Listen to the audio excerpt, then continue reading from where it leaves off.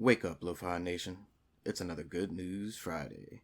And welcome everyone to the Lofi Poli Sci podcast. I'm your host, Michael Pickering. That's right. Lo-Fi as in low fidelity, low quality, in your face, messy as can be global news show. Here we're going to talk about that famous question. What's going on in the world today? It's everyone's favorite day of the week. That's right. It's another Good News Friday. The news fresh off the press. Source, AP News, Oddities section. RI issues tax refunds signed by Walt Disney, Mickey Mouse. That's right, in the U.S. state of Rhode Island, more than 175 tax refunds were signed by two of Disney's most famous people.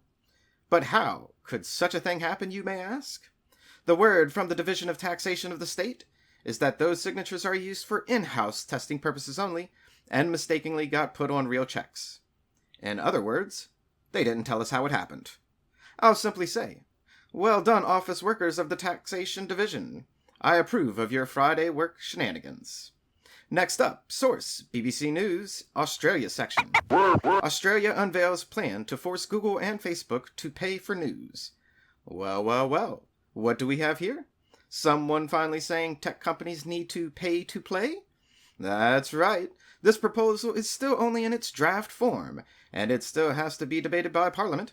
But at the moment, companies like Google and Facebook take Australian news, and all other news for that matter, and add it to their platform's feed without cost. This allows for Facebook and Google to keep people on their platforms longer, rather than users leaving to obtain news from somewhere else. It means those users are exposed to more ads, and Google and Facebook make more money from those ads. And what's their response? Google is disappointed. Facebook said it would walk away from Australian news. Come on now, Facebook. Stop talking hard on this Good News Friday. You know you need koalas and kangaroos just as much as the rest of us. Now moving forward, because we never move on from anything. Source, Reuters Science News.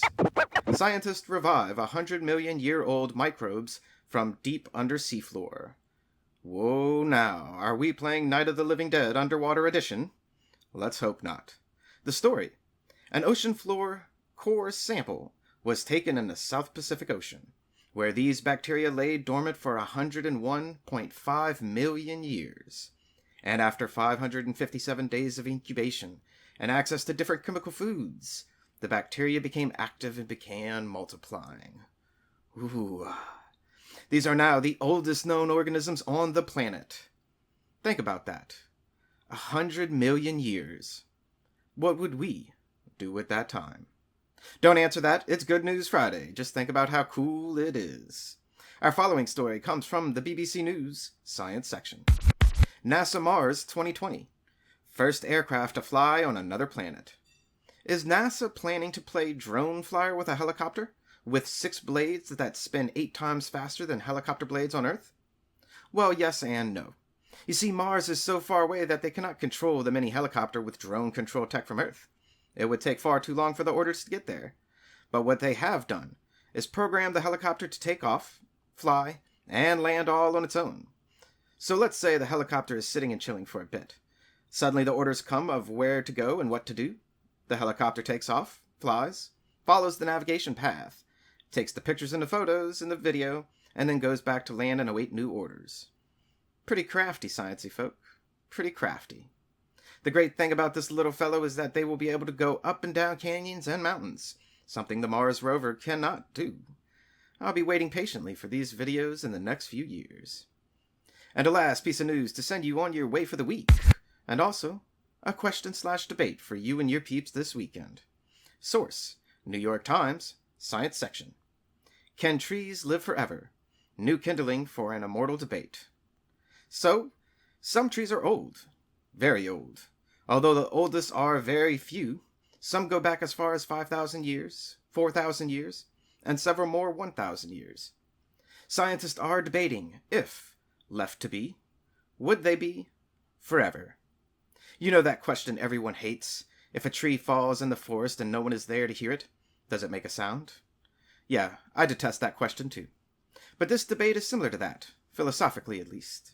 We can't study trees that long because of our lifespans. And you can debate with your friends about multi-generational scientific studies or not. The point is, even if trees weren't cut down by people, could they really live forever? Does immortality really exist? P.S.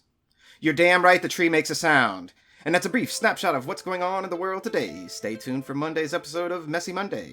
Always remember that Lofi Poli Sci is more than just me. It's the we that we be.